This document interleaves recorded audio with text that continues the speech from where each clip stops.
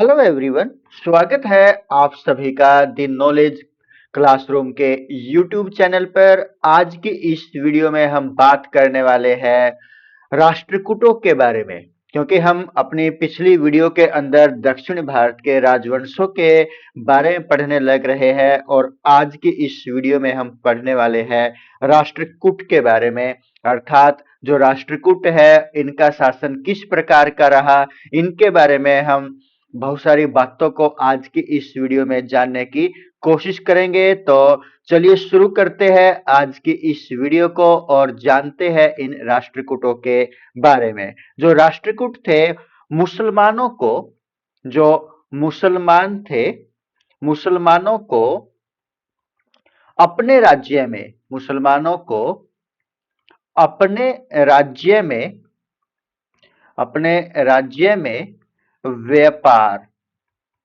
की अनुमति देने वाला, जो अनुमति दी थी मुसलमानों को अपने राज्य में व्यापार करने वाले, तो ये कौन थे? अनुमति देने वाला पहला वंश था। अनुमति देने वाला पहला वंश कौन सा था? ये राष्ट्रकूटों का। जो राष्ट्रकूट थे, राष्ट्रकूट एक ऐसा वंश रहा है जिसने सबसे पहले मुसलमानों को अपने राज्य में व्यापार करने की अनुमति प्रदान की थी।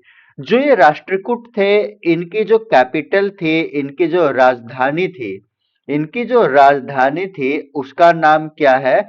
उसकी राजधानी का नाम क्या है? राष्ट्रकूटों की राजधानी का नाम क्या है? मान्यखेत इनकी राजधानी का नाम है। अब बात आती है कि जो ये साम्राज्य है, जो राष्ट्रकूट वंश है, इसकी जो स्थापना है, राष्ट्रकूट वंश की जो स्थापना है किसने की थी? इंपॉर्टेंट प्रश्न भी बनता है। दंती दुर्ग के द्वारा किसकी स्थापना की गई थी? इस राष्ट्रकूट वंश की स्थापना की गई थी। राष्ट्रकूट के बारे में जाने। मुसलमानों को अपने राज्य में पहली बार व्यापार की अनुमति देने वाला वंश था ये। इसकी जो स्थापना है किसने की थी? दंती दुर्ग ने की थी। राजधानी इनकी राष्ट्रकूटों की क्या थी? मान्यखेत इनकी राजधानी का नाम था। अब बात करते हैं कि जो ये राष्ट्रकूट थे, इसके वंश के अंदर जो प्रमुख शासक रहे हैं, प्रमुख शासक इस वंश के अंदर जो रहे हैं, उनमें कौन कौन से नाम शामिल है? तो सबसे पहले हम बात करते हैं कृष्ण फर्स्ट के बारे में, कृष्ण प्रथम के बारे में। जो कृष्ण प्रथम था, जिसने जो एलोरा है, एलोरा के कैलाश मंदिर का निर्माण करवाया था। एलोरा का जो कैलाश मंदिर है उसका निर्माण किसने करवाया था?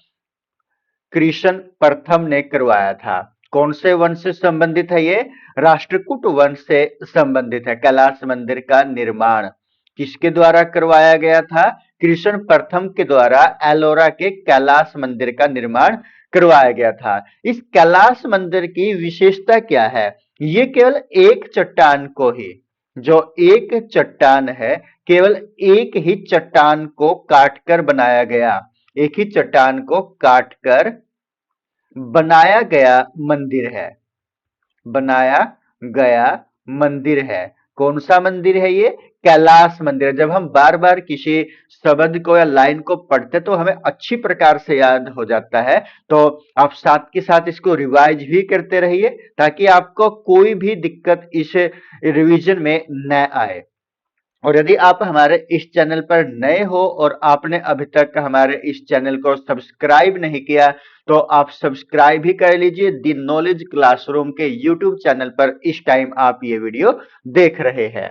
तो जो कैलाश मंदिर है एलोरा का, उसका निर्माण कृष्ण प्रथम ने, जो राष्ट्रकूट वंश से संबंधित है। और कैलाश मंदिर की जो विशेषता है वो क्या है कि ये एक ही चट्टान को काट करके बनाया गया मंदिर है।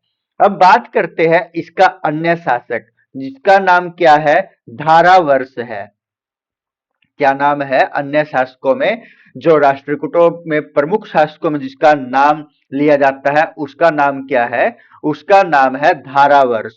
जो ये धारावर्ष है, धारावर्ष की और जो विशेषता है वो क्या है इस धारावर्ष की? प्रथम त्रिपक्षीय संघर्ष में इसने भाग लिया था। जो सबसे पहले प्रथम त्रिपक्षीय यानी कि 3 पक्षों में संघर्ष हुआ था, उस संघर्ष में इसने भाग लिया था। धारावर्ष ने संघर्ष में भाग लिया था भाग लिया था इसमें, युद्ध में, इस संघर्ष में यह शामिल हुआ था।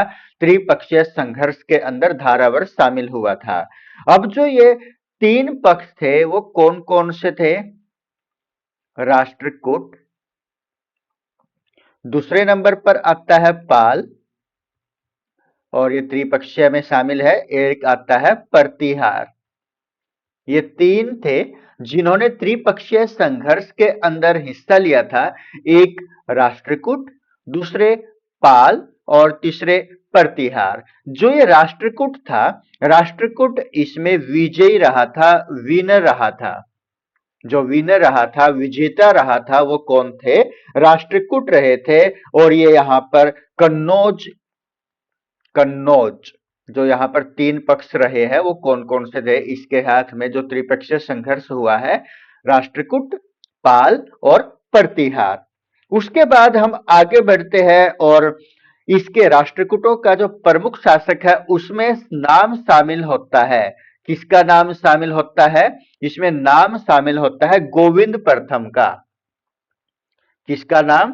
गोविंद प्रथम का नाम भी राष्ट्रकूटों के प्रमुख शासकों में लिया जाता है। जिसने क्या किया था? जो दूसरा हुआ था त्रिपक्षीय संघर्ष, त्रिपक्षीय संघर्ष जो दूसरा हुआ था उसमें भाग लिया था। इस संघर्ष में जो त्रिपक्षीय संघर्ष हुआ था दूसरा, उसके अंदर भाग लेने वाला कौन था? गोविंद प्रथम था। अन्य शासकों में नाम आता है इंद्र तृतीय का। किसका नाम आता है? इंद्र तृतीय का नाम आता है। इंद्र तृतीय, जो कि इसके शासनकाल में एक यात्री आया था, अरबी यात्री था। अरबी यात्री इसके शासनकाल में आया था। उस अरबी यात्री का नाम क्या था? उस अरबी यात्री का नाम था अल मसूदी। अल मसूदी इस अरब के यात्री का नाम था। इसका जो यात्रा वृतांत है, यानी कि जब ये यहाँ पर यात्रा पर आता है तो ये उस यात्रा के किस्से लिखता है, जिसको क्या नाम दिया गया है? यात्रा वृतांत का नाम दिया गया है। यानी कि उसने यात्रा के दौरान कैसा महसूस किया, क्या कुछ उसने देखा, तो उन सभी बातों को इस वृतांत के अंदर शामिल किया जाता है। तो ये अल मसूदी ने अपना जो यात्रा वृतांत लिखा है उसमें क्या दर्शाया गया है कि जो राष्ट्रकूट है, राष्ट्रकूट उस समय के सबसे मजबूत थे। राष्ट्रकूट उस समय सबसे मजबूत थे। सबसे मजबूत वंश यहां पर उसके द्वारा यहां पर बताया गया है। किसके द्वारा बताया गया है? यहां पर ये मल अल मसूदी के द्वारा यहां पर बताया गया है कि जो राष्ट्रकूट है सबसे मजबूत थे। उसके बाद हम बात करते हैं कृष्ण तृतीय के बारे में, जो अन्य प्रमुख शासक राष्ट्रकूटों का रहा है, जिसमें नाम शामिल है कृष्ण तृतीय का। इसके दरबार में एक दरबारी था। कृष्ण तृतीय के दरबार में एक दरबारी था जिसका नाम क्या था? पोनन था। उस दरबारी का नाम, जो कृष्ण तृतीय के दरबार में राष्ट्रकूटों के वंश से संबंध जो कृष्ण तृतीय है उसके दरबार में एक दरबारी था जिसका नाम क्या है? पोनन है। और जो पोनन है, पोनन की एक पुस्तक है, बुक है, जिसका नाम क्या है? उस पुस्तक का नाम क्या है जो पोनन के द्वारा लिखी गई है? उसका नाम है शांति पुराण। शांति पुराण पुस्तक के रचयिता या लेखक कौन है? उसका नाम क्या है? पोनन है। ये इंपॉर्टेंट पर्सन है, ये बुक से संबंधित है, पोनन।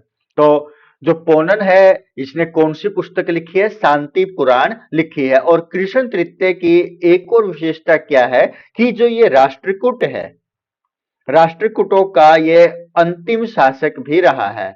जो राष्ट्रकूट थे, इन राष्ट्रकूटों का ये अंतिम, इस वंश का अंतिम शासक रहा है। कौन? कृष्ण तृतीय अंतिम शासक रहा है किसका? राष्ट्रकूट वंश का।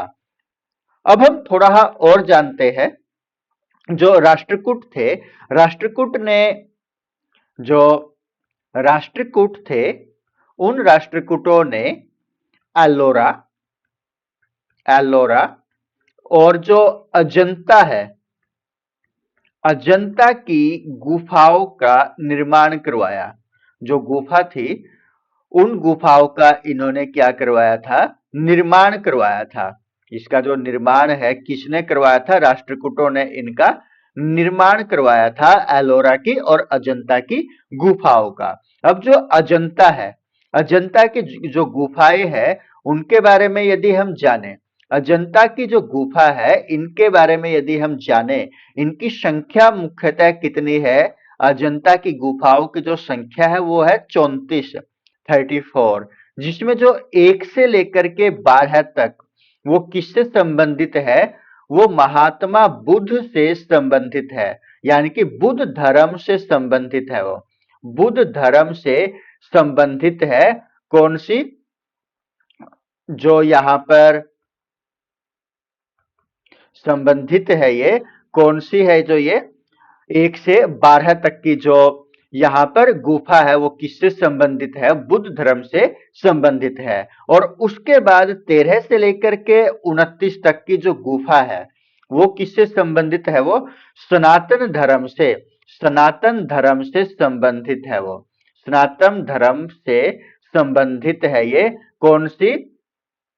जो कि 13 से 19 तक की है, 29 तक की है। और उसके बाद 30 से लेकर के 34 तक की, ये कौन से धर्म को? ये जैन धर्म से संबंधित है। जैन धर्म से संबंधित जो 30 से लेकर के कहां तक है?